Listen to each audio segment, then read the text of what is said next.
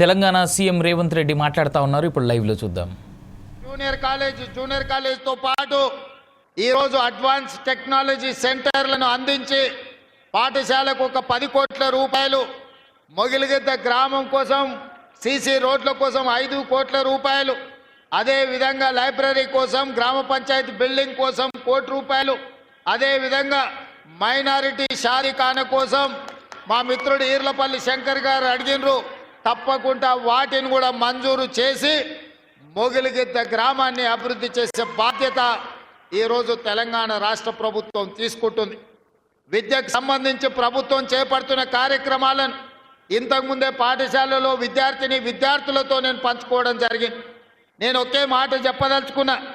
తెలంగాణ రాష్ట్ర ప్రభుత్వానికి గత 10 సంవత్సరాల పరిపాలనలో విద్యాశాఖను నిర్లక్ష్యం చేసి, నిర్వీర్యం చేసి వేలాది సింగిల్ టీచర్ పాఠశాలలను తండాలలో, గూడాలలో, మారుమూల పల్లెల్లో మూసివేయడం జరిగింది. యూనివర్సిటీ వైస్ ఛాన్సలర్లు కానీ, అధ్యాపకులను కానీ, ప్రొఫెసర్లను కానీ, అసోసియేట్ అసిస్టెంట్ ప్రొఫెసర్లను కానీ నియమించకపోవడం వల్ల ఈరోజు కాకతీయ, ఉస్మానియా లాంటి యూనివర్సిటీలు ప్రతిష్ట కోల్పోయి ఈరోజు విద్యకు పేదలు దూరమయ్యే పరిస్థితి వచ్చింది. అందుకే మన ప్రభుత్వం ప్రజాపాలన వచ్చినెంబడే విద్య మీద పెట్టేది ఖర్చు కాదు, విద్య మీద పెట్టేది పెట్టుబడి. ఈ దేశ భవిష్యత్తు తరగతి గదుల్లోనే ఉంది. అందుకే రాష్ట్ర ప్రభుత్వం బడ్జెట్ని 7% 21,000 కోట్ల రూపాయలను విద్యాశాఖకు కేటాయించి ఆ విద్యాశాఖను ముఖ్యమంత్రి అయిన నా దగ్గరనే పెట్టుకొని విద్యను పెంచాలి, విద్యను పేదలకు అందించాలనే లక్ష్యంతో ఈరోజు ప్రభుత్వం చేస్తుంది. ఇదే కాదు, 10 సంవత్సరాలు టీచర్ల బదిలీలు జరగలేదు, 20 సంవత్సరాలు టీచర్లకు ప్రమోషన్లు ఇవ్వలేదు, దాదాపుగా 10 ఏళ్ళు డిఎస్సి నోటిఫికేషన్ ఇవ్వక ఒక్క నూతనంగా కూడా టీచర్లను నియమించలేదు.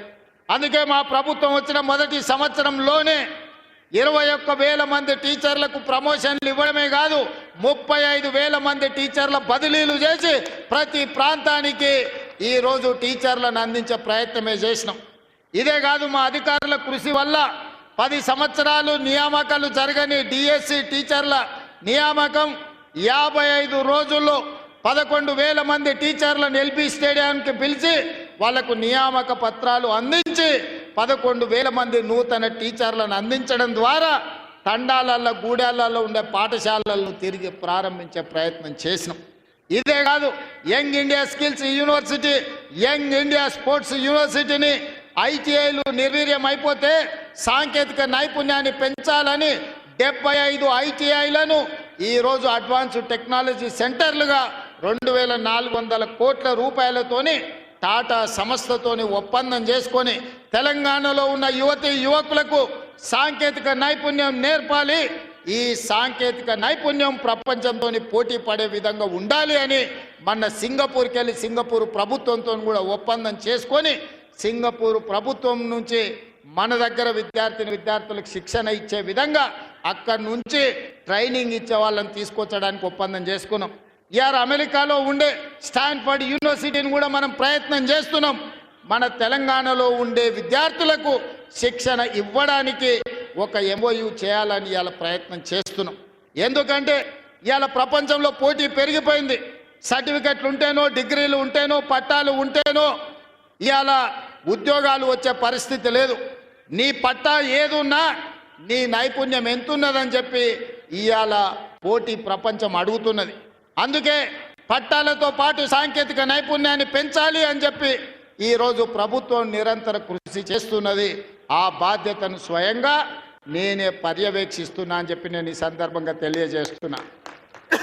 ఇదే కాదు, తెలంగాణకు వెన్నెముక రైతులు. ఆ రైతులకు ఆనాటి ప్రభుత్వం, నేను హరగోపాల్ గారిని అనుమతి అడుగుతున్నా, అక్కడ విద్యార్థులు కేవలం ప్రభుత్వ కార్యక్రమాలే మాట్లాడినా, ఇక్కడ ఉన్నదంతా మా పార్టీ కార్యకర్తలు, నాయకులు, రైతులు ఉన్నారు. కాబట్టి కొన్ని రాజకీయపరమైన అంశాలు ఈ వేదిక మీద నేను ప్రస్తావించాల్సిన పరిస్థితి ఉన్నది. తమరి అన్నదా భావించొద్దు. ఎందుకంటే మా కార్యకర్తలు నిరుత్సాహంతో మళ్ళీ ఊరికి పోతారు నేను మాట్లాడకపోతే. సార్ వచ్చిండు, పెద్దసారి చెప్పినట్టే మాకు చదువు చెప్తే ఏం లాభం, రాజకీయం మాట్లాడకపోతే ఎట్లా అని చెప్పి మా వాళ్ళు అనుకునే ప్రమాదం ఉంది. అందుకే కొన్ని రాజకీయపరమైన అంశాలు కూడా ఈ వేదిక మీద నుంచి ప్రస్తావించాల్సిన బాధ్యత నా మీద ఉన్నది.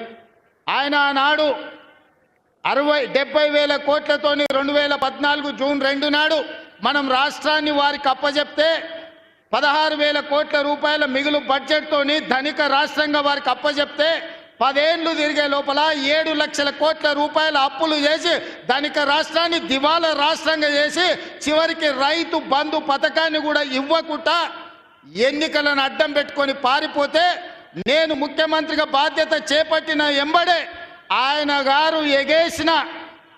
గారు ఎగ్గొట్టిన రైతు భరోసా పథకంలో 7,625 కోట్ల రూపాయలు 3 నెలల్లోనే 72 లక్షల రైతుల ఖాతాలో వేసి ఎగ్గొట్టి పారిపోయిన ఆయన కాదు ఇప్పుడు బాధ్యత